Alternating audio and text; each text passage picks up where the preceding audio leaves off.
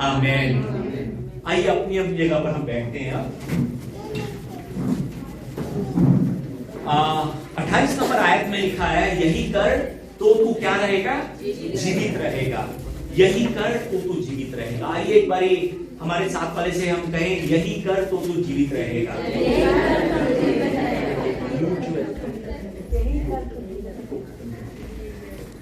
आज के वचन में हम देख सकते हैं कि एक व्यवस्थापक जो है ना, वो उठकर यीशु से सवाल करता है। सवाल क्या करता है कि मैं अनंत जीवन का वारिस होने के लिए क्या करूं? ये उसका सवाल है। ये जो व्यवस्थापक है, ये कौन था? ये मूसे की व्यवस्था की शिक्षाओं का विद्वान था। विद्वान, याद रखिए, ये विद्वान था, इसे सब कुछ मालूम था।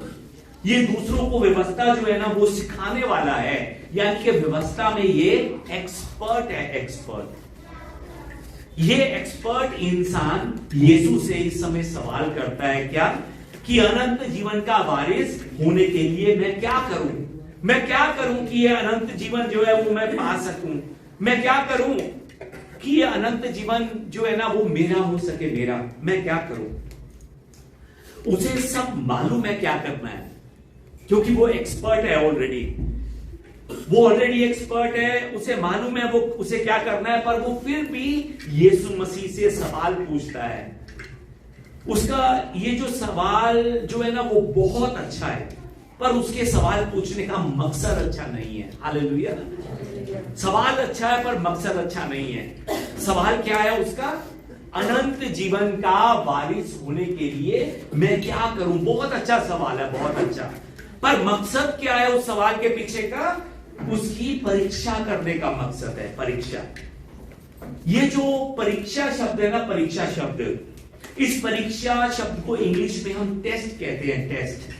और यूनानी भाषा के अंदर इसी परीक्षा शब्द के कई शब्द निकलते हैं। कई, उदाहरण के तौर पर आपको बताऊं तो पैराजो, डोमिकाजो, एक्पियाराजो, डोकिमिनियन, कई शब्द हैं। इस एक परीक्षा शब्द के कई शब्द हैं, पर आज के वचन के अंदर ये जो परीक्षा शब्द है ना, ये यूनानी भाषा में एक्पे कर लिखा हुआ है। एक बार मेरे पीछे बोले, एक्पे। ये जो एक्पे शब्द है ना, एक्पे, ये शब्द आपको मत्ती की पुस्तक और लूका की पुस्तक में दिखाई देगा। मत्ती की, लूका की पुस्तक में कब दिखाई देगा? जिस समय शैतान जो है ना, शैतान वो यीशु मसीह की परीक्षा लेता है, उस समय ये शब्द एक्पे आपको दिखाई देगा। बाकी जगहों पर नहीं लिखा है, सिर्फ यहां पर यह शब्द यूज किया गया है, एक्पे।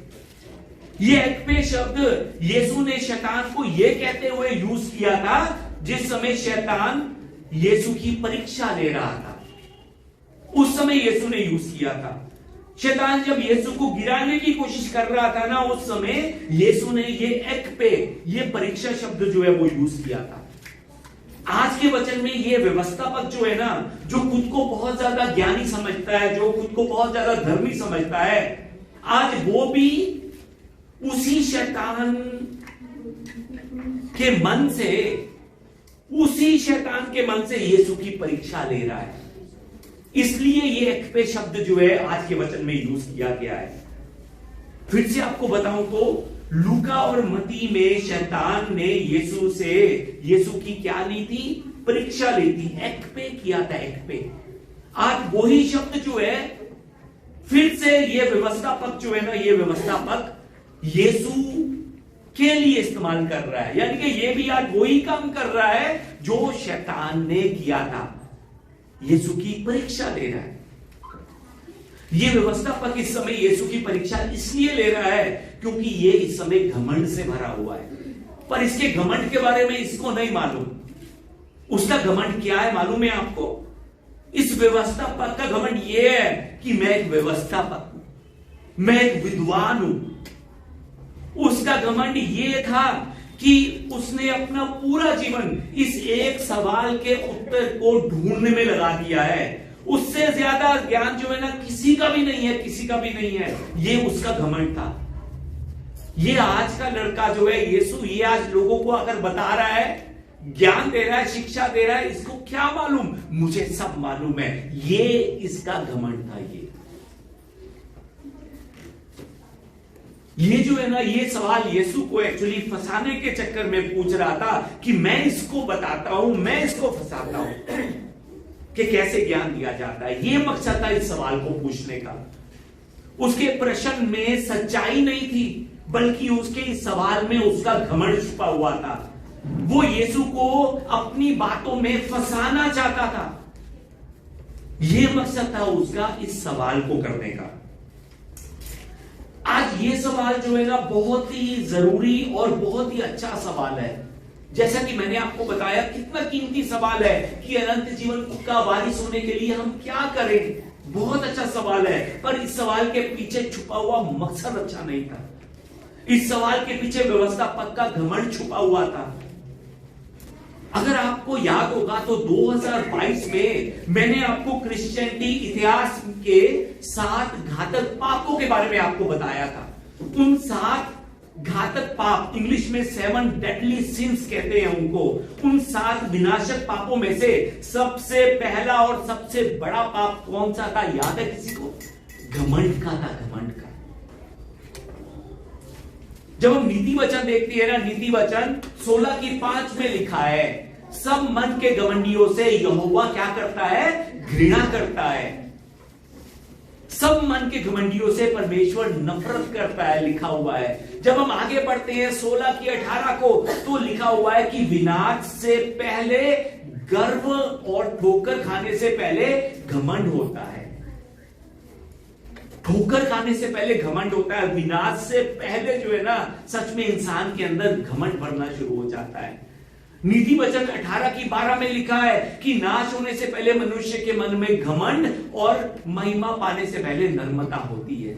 यानी कि जिस इंसान के मन में घमंड पैदा हो रहा है ना, समझ लीजिए कि वो विनाश की ओर जा रहा है, विनाश की ओर। नीति वचन 8:13 में लिखा है, यहोवा का भय मानना बुराई से बैर रखना है। घमंड, अहंकार और बुरी चाल से और उलटफेर की बातों से भी मैं बैर रखती हूं। विजडम जो है ना, विजडम कभी भी उस इंसान का साथ नहीं देगी जो इंसान घमंड में, अहंकार में और इधर की बात उधर, उधर की बात इधर करता घूमता है। कभी भी बुद्धि उसको उसका साथ नहीं देगी। घमंडी मनुष्य जो है ना, उसकी एक और निशानी होती है। घमंडी मनुष्य जो है ना, वो सोचता है कि अब उसे परमेश्वर को खोजने की जरूरत नहीं है। क्यों? क्योंकि अब उसे परमेश्वर के बारे में बहुत कुछ मालूम हो गया है, बहुत ज्यादा ज्ञान हो चुका है। ये घमंडी मनुष्य की निशानी है।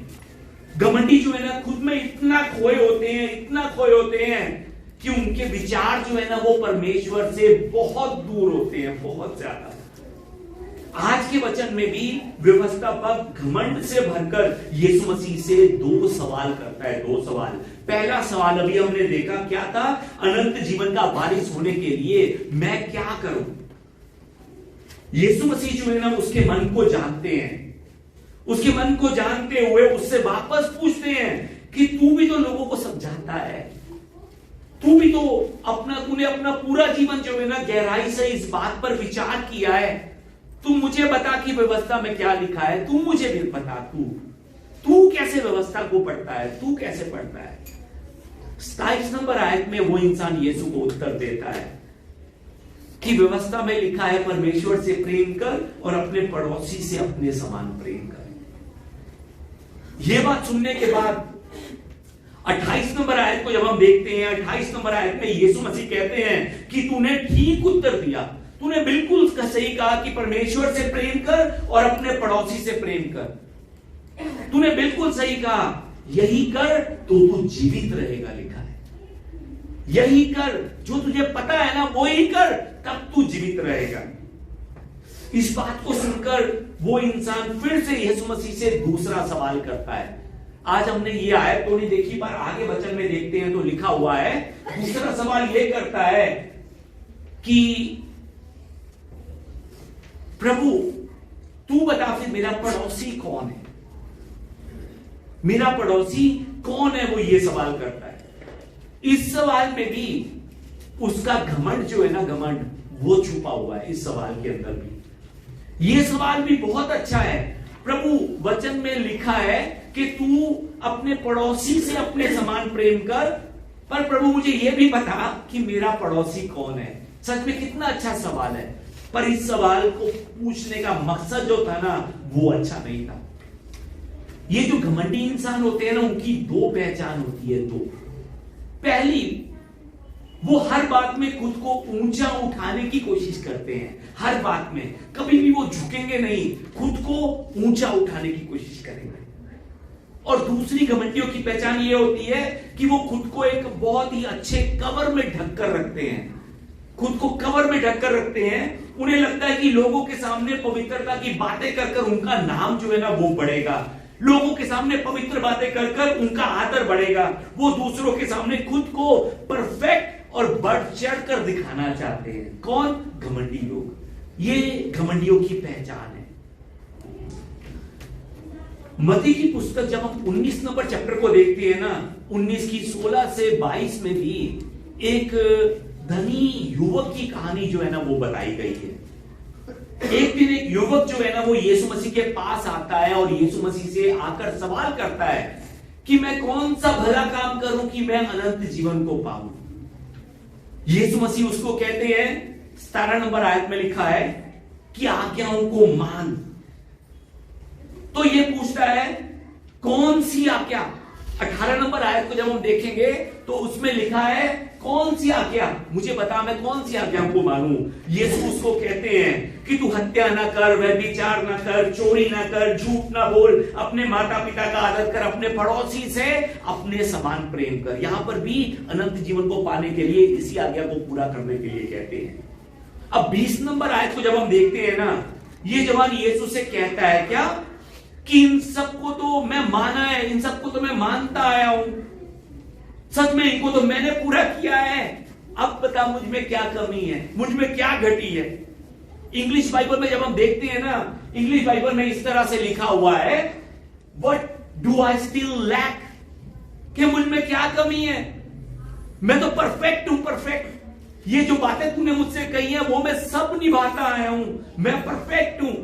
मैंने हत्या भी नहीं की, अपने माता पिता का आदर भी मैं करता हूं, मैं जो हूं चोरी भी नहीं मैंने की है, मैंने व्यभिचार भी नहीं किया है, मैंने अपने पड़ोसी से भी अपने समान प्रेम किया है, मैं तो परफेक्ट हूं, परफेक्ट। मुझसे ज्यादा परफेक्ट कोई नहीं हो सकता। सच में इस एक आयत के अंदर 20 नंबर आयत जो है, उसे 20 नंबर आयत में आपको इसका घमंड दिखाई दे रहा है। अब मुझ में किस बात की घटी है, मैं तो परफेक्ट हूं, परफेक्ट।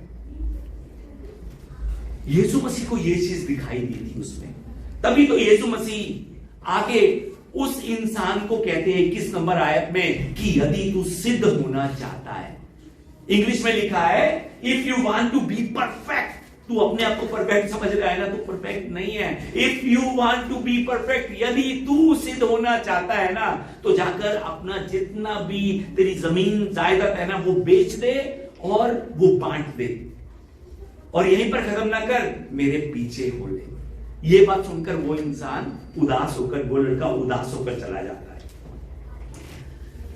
सच में घमंडी जो है ना, घमंडी वो खुद को परफेक्ट समझते हैं।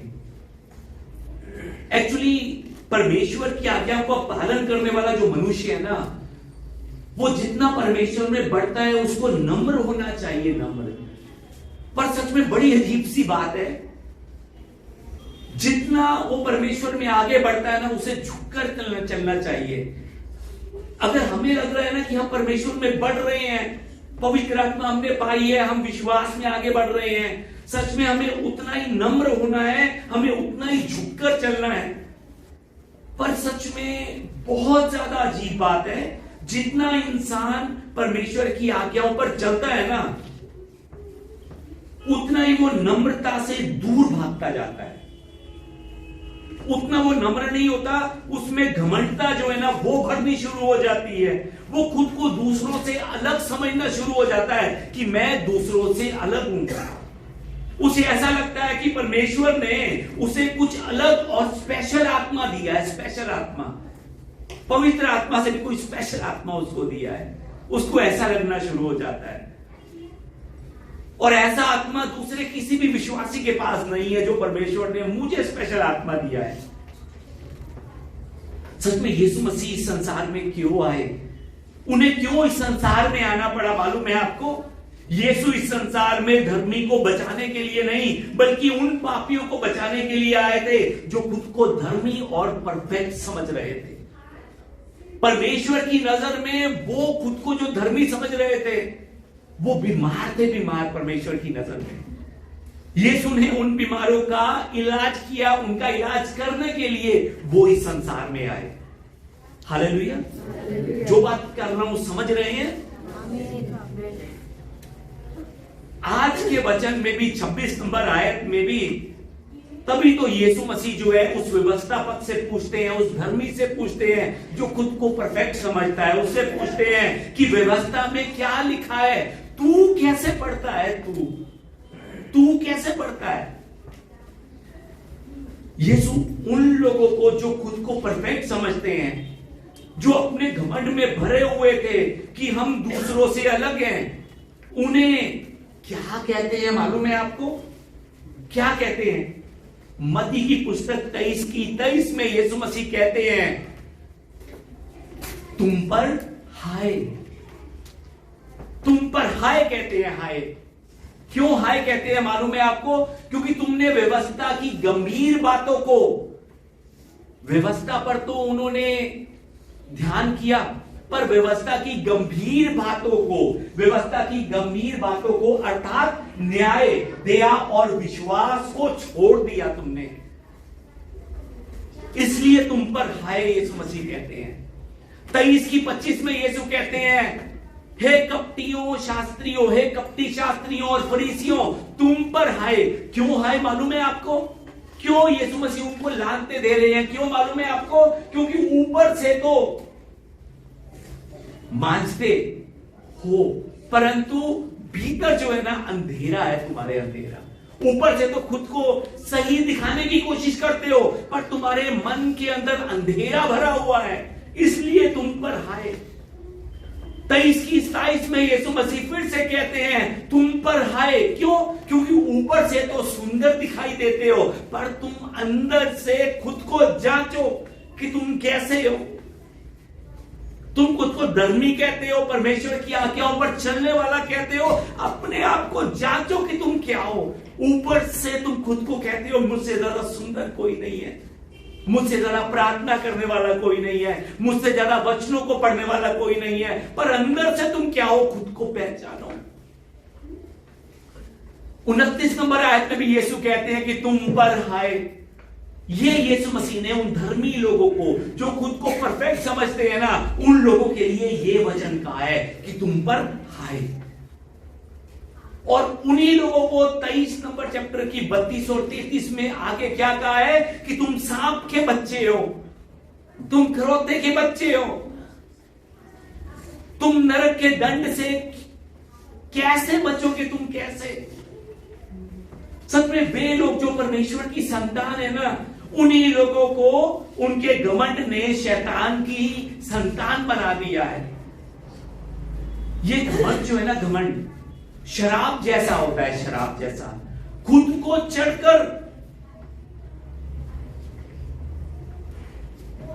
चढ़कर सबको पता चलता है कि इसको चढ़ी हुई है। ये ऐसे शराब के नशे के जैसा है घमंड। सच में किसी ने कहा है कि जिसको घमंड की हवा लगी उसे फिर ना दवा लगी ना दुआ लगी। किसी ने कहा है, ये मैंने नहीं कहा, किसी ने कहा है। जीवन में अपने अंदर से अहंकार जो है ना, सच में बिल्कुल निकाल दीजिए, क्योंकि अहंकार में इंसान को इंसान नहीं दिखाई देता है। घर की छत पर चढ़ जाइए एक बारी, आपको अपना घर दिखाई नहीं देगा। घर की छत पर चढ़कर छत को बहुत गरूर था छत होने का, मैं सबसे ऊपर हूं, छत को गरूर था छत होने का, पर उस छत के ऊपर एक मंजिल और बना दी गई और वो छत भी फर्श बन गई, फर्श। जिस दिन आपको लगे कि आप बहुत ज्ञानी हैं, बहुत समझदार हैं, आप सच में बड़े हो गए हैं, जिस समय आपको लगे ना उस समय एक बारी चंडीगढ़ में सेक्टर 25 में जाकर देखिएगा, शमशान घाट बना हुआ है, कब्रिस्तान बना हुआ है। हमसे बड़े बड़े समझदार लोग, हमसे बड़े बड़े ज्ञानी लोग, हमसे बड़े बड़े धर्मी लोग भी उस जगह पर मिट्टी में मिल गए हैं। जाकर देखिएगा। दूसरों को नीचा दिखाकर खुद को ऊंचा उठाएंगे तो उसमें हमारा नुकसान होगा, किसी और का नहीं होगा, मेरा नुकसान होगा, मेरा। यीशु कहते हैं कि जो खुद को ऊंचा उठाना चाहते हैं ना, जो मेरे दाहिनी और बाहिनी और बैठना चाहते हैं, वो दूसरों की सेवा करें, वो झुककर अपना जीवन बिताएं, वो नीचे रहकर अपना जीवन बिताएं। गलती से भी उनका दिमाग 7वें आसमान पर ना चढ़ जाए। मरकुस की पुस्तक 10 की 43 और 44 में लिखा है, आइए हम मिलकर पढ़ें। पर तुम में से ऐसा नहीं है, वरन जो कोई तुम में बड़ा होना चाहे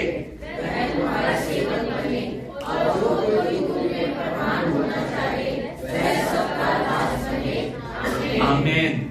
जो तुम में बड़ा होना चाहे वो क्या बने? दूसरों का सेवक बने। सेवक बड़ा होना चाहते हो, सेवा कीजिए दूसरों की। प्रधान बनना चाहते हो, दूसरों के दास बनकर जीवन बिताइए, दूसरों के दास बनकर। परमेश्वर आपको प्रधान बनाएंगे, परमेश्वर आपको ऊंचा उठाएंगे, ये परमेश्वर का वादा है आपके लिए। हम विश्वासियों को घमंड में ऊंचा उठकर नहीं, बल्कि विश्वास में हमें झुककर चलना है। हमें दूसरों की सेवा करते चलना है, दूसरों की मदद करते हुए चलना है, दूसरों की देख रेख करते हुए चलना है, दूसरों की सहायता करते हुए चलना है। याद रखिए कि जब हम झुकेंगे ना, तभी हम परमेश्वर की नजर में उठाए जाएंगे। जब हम नीचा जाएंगे, हमारे पीछे खड़ा हुआ यीशु मसीह दूसरों को दिखाई देगा, नहीं तो हम यीशु मसीह को कवर कर देंगे। यीशु आज हमसे भी पूछते हैं कि व्यवस्था में क्या लिखा है, तू कैसे पढ़ता है व्यवस्था को? यीशु ने क्यों दूसरों से अपने समान प्रेम करने के लिए कहा, मालूम है आपको? क्यों यीशु ने कहा कि दूसरे से अपने समान प्रेम कर, अपने समान? क्यों? 28 नंबर आयत में क्या लिखा था? यही कर तो तू जीवित रहेगा। यीशु मसीह कहते हैं यही कर तो तू जीवित रहेगा। यहां पर जो शब्द है ना, ये कर, ये जो कर शब्द है ना, ये कार्य को दर्शाता है। कार्य को, ऐसा कर, ये कार्य को दर्शाता है। और ये कार्य को दर्शाने वाला शब्द जो है ना, कर, ये यूनानी भाषा में फोई एको कहते हैं इसको। फोई एको, ये फोई एको कर, ये शब्द जो है ना 572 बार नए नियम में इस्तेमाल किया गया है। 572 बार। आप शायद हैरान नहीं हुए इस बात को सुनकर। सच में परमेश्वर की इच्छा कितनी है कि हम, जो हमारे अंदर प्रेम है परमेश्वर का, उसको हम अपने अंदर ना रखें, हम उसको करें, उन कार्यों को करें। ये परमेश्वर की हमारी इच्छा है। तभी तो 572 बार रिपीट कर कर कर, करो करो कर, ये बार बार परमेश्वर हमसे कहते हैं। ये हम करेंगे तभी हम जीवित रहेंगे। याद रखिए इस बात को। हमारे जीवन के लिए, हमें जीवित रखने के लिए परमेश्वर ये बात हमसे कहते हैं। कोई और जीवित नहीं रहेगा। हम प्रेम करेंगे, हम जीवित रहेंगे। हम, हालेलुया। ये जो सेवकाई है ना, सच में बहुत ही आशीषों से भरी है, बहुत ज्यादा। पर एक और आपको सच्ची बात बताऊं, बहुत ज्यादा मुश्किल भी है। बहुत आशीषों से भी भरी है, बहुत ज्यादा मुश्किल भी है। कभी कभी सच में थक जाता हूं, बहुत थक जाता हूं, बहुत ज्यादा। शरीर के थकने की बात नहीं कर रहा, मन थक जाता है। मन हर रोज दिन में शायद 60 से ऊपर फोन आते हैं। जितने भी फोन आते हैं, सबके सब किसी मुश्किल को लेकर, किसी दर्द को लेकर, किसी दुख को लेकर, किसी परेशानी को लेकर, चिंता को लेकर, उदासी को लेकर। सच में सुनता सुनता जो है ना, मेरा मन थक जाता है। मेरा मन, शरीर से ज्यादा मन जो है ना, मन की थकावट बहुत ज्यादा हो जाती है। पर ये आशीष इसलिए है सेवकाई कि सच में जब मैं दूसरों से मिलता हूं, जब मैं दूसरों की सुनता हूं ना, तब मुझे पता चलता है कि दूसरों के जीवन में सच में कितना गम है। और दूसरों के जीवन के गम को जब मिलाता हूं, तब मैं जानता हूं कि मेरा गम कितना कम है, कितना कम। उस समय मैं ये जानता हूं। उस समय कुछ दिन पहले मैंने एक फिल्म देखी थी, कुछ महीनों पहले फिल्म देखी थी। फिल्म देखी का मतलब ये नहीं पास्टर जी हर रोज फिल्म देखते हैं। सच में मैं जब भी कोई साल में 1 या 2 फिल्में देखता हूं ना, तो ये प्रार्थना करता हुआ देखता हूं कि प्रभु इस फिल्म से मुझे कुछ शिक्षा दे, ताकि मैं सीख सकूं। मैंने एक फिल्म देखी कुछ समय पहले। उस मूवी में, उस फिल्म के अंदर एक लड़का था जिसकी उम्र 22 साल की थी, और उस लड़के को एक लड़की से प्रेम हो जाता है और वो लड़की से शादी कर देता है। ये जो लड़का और वो जो लड़की दोनों हैं, ये दोनों के दोनों अनाथ थे, अनाथ। लड़के की मां बहुत ज्यादा गरीब होने के कारण लड़के को बचपन में ही अनाथ आश्रम में छोड़ आई थी। लड़के के जीवन की तरफ को सोचिए एक बार। माता पिता होने के बाद भी उस लड़के को अनाथ आश्रम में अनाथ बनकर जीवन बिताना पड़ रहा है। कितना दुख होगा उसके मन में। उस अनाथ आश्रम का जो मालिक है ना, वो भी उस बच्चे को बहुत मारता था, उससे बहुत काम करवाता था। रात के समय में वो बच्चा सिराने के ऊपर अपना मुंह रखकर जोर जोर से रोता था। क्यों? क्योंकि उसकी आवाज जो है ना सिराने से दब सके, कोई और ना सुन सके, नहीं तो उसको और मार पड़ेगी। कितना दुखी होगा वो, कितना उदासी से भरा होगा वो, कि रो भी खुलकर नहीं सकता था। अब वो बच्चा थोड़ा बड़ा होता है, उसकी उम्र 16 साल की होती है, और 16 साल का होकर वो अनाथ आश्रम को छोड़कर वहां से छुपकर भाग जाता है, दूसरे शहर में चला जाता है। वहां पर जाकर एक दुकान में काम पर लग जाता है। वहां पर उसके साथ एक लड़की काम पर होती है, दोनों को आपस में प्यार हो जाता है, और 22 साल की उम्र में ये लड़का और ये लड़की दोनों मिलकर शादी कर लेते हैं। अब ये लड़का जो है ना सच में लड़की से बहुत प्यार करता है। क्यों? पहली बार उसको प्यार मिला है, पहली बार इतना प्यार करने वाला। और वो लड़की भी इससे बहुत प्यार करती है, क्योंकि ये भी अनाथ आश्रम में पड़ी हुई है। दोनों बहुत प्यार करते हैं। शादी के 2 साल बाद पत्नी जो है ना वो प्रेग्नेंट होती है, और बच्चे को पैदा करते समय ये जो लड़की है वो मर जाती है। सोचिए, लड़के को अब प्यार मिलना शुरू हुआ था, वो भी उससे छीन लिया गया। अब 24 साल का ये लड़का छोटी उम्र में ही पिता बन जाता है, पर इस बच्चे को संभालने के लिए इसकी मां नहीं है। कैसा जीवन होगा उसका, कितनी मुश्किलों से भरकर इसकी परवरिश कर रहा होगा वो, कितना जख्म, कितनी उदासी होगी उसके मन में। अब ये बच्चा जो है ना ये भी थोड़ा बड़ा होना शुरू होता है, लगभग 14 साल का होता है। तो एक दिन स्कूल से फोन आता है कि आपके बच्चे ने हमारे बच्चे को बहुत ज्यादा पीटा, बहुत ज्यादा मारा। वो बच्चा अस्पताल में भर्ती है। ये पिता भागता हुआ जाता है और अपने बेटे से पूछता है कि तूने क्यों ऐसा काम किया, मैंने तुझे मारना थोड़ी सिखाया था। बाद में पता लगता है कि इस बेटे ने दूसरे लड़के को इसलिए मारा क्योंकि वो बार बार उसे बिन मां की औलाद, बिन मां की औलाद कहकर चिढ़ाता था। लगातार ये बात सुनता सुनता, उन जख्मों को अपने मन में रखता रखता उस बच्चे का गुस्सा भी एक दिन फूट गया और उसने पत्थर से उसको बहुत मारा। उस बच्चे का नाम स्कूल से काट दिया जाता है। अब ये पिता अपने बच्चे को लेकर दूसरे शहर में चला जाता है, एक नई शुरुआत करने के मन से।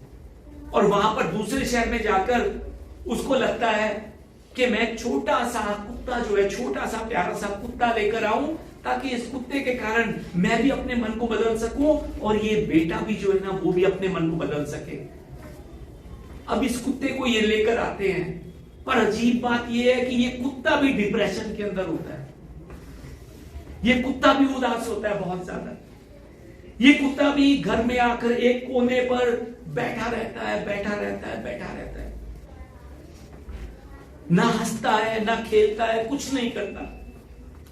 अब ये पिता जो है उस कुत्ते को उसकी उदासी दूर करने के लिए डॉक्टर के पास लेकर जाता है, उसे दवाई दिलवाता है, उसके पड़ोसी जो है ना, वो उस कुत्ते की तरफ देखकर इस पिता को कहते हैं कि ये कुत्ता जो है ना, ये सच में डिप्रेशन के अंदर है, ये कुछ दिनों में मर जाएगा, इस पर अपने पैसे मत लगा, अपने पैसे मत खराब कर, अच्छा है तो दूसरा कोई ले आ, इसको छोड़ दे ऐसे ही। पर ये इंसान अंत तक कुत्ते को संभालता है, उसकी देखरेख करता है। क्यों मालूम है क्यों? क्योंकि उस इंसान को उस कुत्ते में अपनी उदासी दिखाई देती है, इसलिए वो उसमें अपना जीवन, अपना चेहरा देख रहा होता है। इसलिए वो कुत्ते की उदासी को दूर करने से ज्यादा एक्चुअली वो उसे प्यार करता हुआ, अपने जीवन को देखता हुआ अपनी उदासी को दूर करने की कोशिश कर रहा है। वो उसकी मदद करता हुआ अपने मन में जो उसके दर्द और जख्म है ना, उसको भरने की कोशिश कर रहा है। वो उस कुत्ते के जीवन को नहीं, वो खुद को जीवित रखने के लिए ये काम कर रहा है। ये काम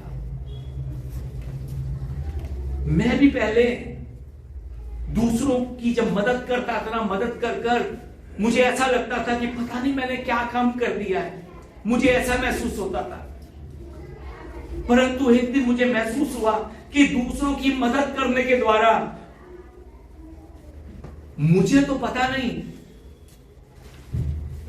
पर मेरा जो मन है ना, मन वो भरपूरी से खुश हो जाता है। मेरा मन, मेरे अंदर का दर्द जो है ना, दर्द, मेरे अंदर की तकलीफ जो है ना, वो भरनी शुरू हो जाती है जब मैं किसी दूसरे की मदद के लिए अपने मन को आगे रखता हूं। सच में जब हम दूसरों से अपने समान प्रेम करते हैं ना, तो दूसरों की मदद करते करते हम अपनी मदद कर रहे होते हैं, अपने मन को हम भर रहे होते हैं, अपनी दर्द को, अपने दुखों को हम मिटा रहे होते हैं। इसलिए यीशु मसीह उस व्यवस्थापक से कहते हैं कि यही कर तो तू जीवित रहेगा, यही कर तो तू जीवित रहेगा। प्रेम कर अपने पड़ोसी से अपने समान, वो नहीं, तू जीवित रहेगा। परमेश्वर कहते हैं तू जीवित रहेगा। आज यीशु मसीह आपसे भी कहते हैं, क्या तेरे मन में भी उदासी है? यीशु मसीह पूछते हैं, क्या तू भी निराशा में है आज? क्या तेरे मन में भी कोई जख्म है जो तुझे बार बार तड़पा रहा है? क्या तेरे मन में भी कोई दर्द है? यही कर तो तू भी जीवित रहेगा, यीशु मसीह कहते हैं। आज हम भी परमेश्वर के वचनों को पढ़ते हैं, हमारे मन में भी सवाल हो सकता है कि यीशु पर विश्वास करने के बाद हम क्या करें? यीशु मसीह हमसे कहते हैं कि तू व्यवस्था को कैसे पढ़ता है, तू वचन को कैसे पढ़ता है? परमेश्वर से प्यार और अपने पड़ोसी से प्यार कर। ऐसा करने से तू जीवित रहेगा, ऐसा करने से तू आनंद से भरा रहेगा, ऐसा करने से तू दूसरों की मदद नहीं, तू अपनी मदद कर पाएगा। दूसरों का सहारा बन तो तू जीवित रहेगा। दूसरों से अपने समान प्रेम कर तो तू जीवित रहेगा। दूसरों के लिए प्रार्थना कर तो तू जीवित रहेगा। दूसरों के साथ चल, दूसरों को अपने साथ लेकर चल तो तू जीवित रहेगा। अगर आज आपके मन में भी कोई घाव है, उस घाव को आप मिटाना चाहते हैं, उस मन के दर्द को आप मिटाना चाहते हैं, तो आज मसीह की आवाज सुनिए, प्रेम कीजिए। प्रेम करने से, ऐसा करेंगे तो आप जीवित रहेंगे, आप ऐसा करेंगे तो आप खुश रहेंगे। नीति वचन 11:25 में लिखा है, जो औरों की खेती खींचता है उसकी भी खींची जाएगी। सच में जो दूसरों की मदद करता है, परमेश्वर उसकी मदद करेंगे। जो दूसरों के मन के घाव को भरता है, परमेश्वर उसके मन के घाव को भरेंगे। दूसरों की मदद के द्वारा सच में हमारे घाव भरे जाते हैं, याद रखिए इस बात को। एक्चुअली आज का जो वचन है ना, थोड़ा और आगे तक पढ़ना चाहता था। इस वचन के बाद दयालु सामरी की जो कहानी है ना, वो लिखी हुई है। वो कहानी सारी आपसे नहीं बांटूंगा, सिर्फ एक बात कहकर आज इस समय वचन को समाप्त करना चाहूंगा। दूसरों की सहायता करते समय, दूसरों की मदद करते हुए ना, बहुत से लोग खुद को दयालु सामरी समझ बैठते हैं कि मैं दयालु सामरी हूं। अगर दूसरों की मदद करते हुए हम दयालु सामरी खुद को समझ लेंगे ना, तो मैं आपको बताना चाहता हूं कि आपको भी नहीं पता लगेगा किस समय आप में घमंड बढ़ना शुरू हो जाएगा। किस समय हमें लगेगा कि मुझसे ज्यादा दयालु कोई नहीं है, मैं उसकी तरह दया कर रहा हूं, दयालु सामरी की तरह मैं दया कर रहा हूं, मुझे दयालु सामरी जैसा बनना है। सच में मैं आपको बताना चाहता हूं, खुद को दयालु सामरी मत समझिए, मदद कीजिए पर खुद को दयालु सामरी मत समझिए। खुद को अगर समझना है ना तो उस जगह पर बिठाइए जहां पर वो मनुष्य गिरा पड़ा था जिसको डाकुओं ने मार मार कर अधमरा कर दिया था। खुद को वो मनुष्य समझिए कि मैं वो मनुष्य हूं जिसको सच में डाकुओं ने मार मार कर अधमरा कर दिया था। क्यों? क्योंकि हम भी अपने पापों के कारण अधमरे हुए थे। हम पर भी शैतान ने हमले कर कर कर हमें भी जख्मों से भरा हुआ था, पर धन्यवाद हो उस यीशु मसीह का जो दयालु सामरी बनकर मेरे जीवन में आया और आकर मेरे जख्मों को उसने मिटाया, मेरी मदद की और मुझे एक नया जीवन दिया, नया जीवन। हम दयालु सामरी नहीं है, हम वो इंसान है जिसको डाकुओं ने मार मार कर बुरा हाल कर दिया था। दयालु सामरी हमारा प्रभु यीशु मसीह है, यीशु मसीह। अब आपने जो अनुग्रह पाया है, जो दया आपने यीशु से पाई है, उसी दया को, उसी अनुग्रह को अब दूसरों में बांटना शुरू कीजिए। दूसरों में वही मदद जो यीशु ने आपकी की है, आपके मन को, जख्मों को भरने के लिए, आपको मालूम है उसने खुद जख्म खाए,